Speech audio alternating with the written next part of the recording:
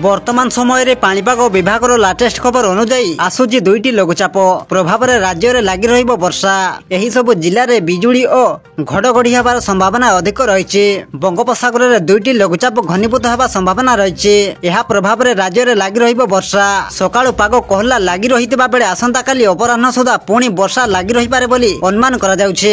तेबे आसंतु नजर पकाइबा आसुथिबा दुईटी लघुचाप प्रभाव में राज्यर केउ सब जिले में प्रबल अति प्रबल वर्षा होबार संभावना रही एवं केउ जिले में बिजुली घड़घड़ी होबार संभावना अधिक रही।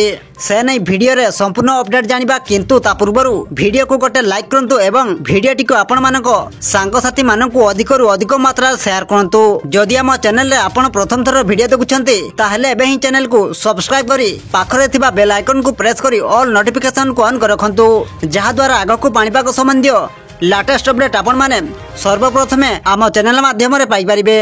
सूचना अनुजाई गोटे पटे बंगोपसागर में सृष्टि होता लघुचाप सक्रिय हो आगक बढ़ुवा बेले दक्षिण अंडमान रे आउ एक लघुचाप सक्रिय रही। यार प्रभाव में 24 तारिख में पुणी बर्षिब। आगामी 7 दिन जाए वर्षा लगी तेबे 25 तारिख रु 26 तारिख में लगाण वर्षार संभावना रहुछि।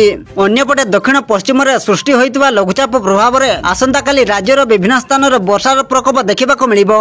यार प्रभाव में आभ्यंतरण और उपकूल ओडिशार अनेक स्थान में लगी रहिबो वर्षा। यारी भितर लोकंक मध्य बात्या आशंका को नहीं छनका सृष्टि होईछि, कारण 1999 मसीहा बात्यारे ठीक एपरि किछि होइथिला। लगातार वर्षा लगी रहिथिला आउ शेष रे हठात लगाण वर्षा रे बात्यार प्रकोप बढ़िथिला। तेबे एजाय बात्या नै आंचलिक पाणीपाग विभाग किछि मध्ये आकलन करी नाही। तेबे बात्या नै कोनसी प्रकार चिंतित न होबाकू पाणीपाग विज्ञानी मत दैछन्ते।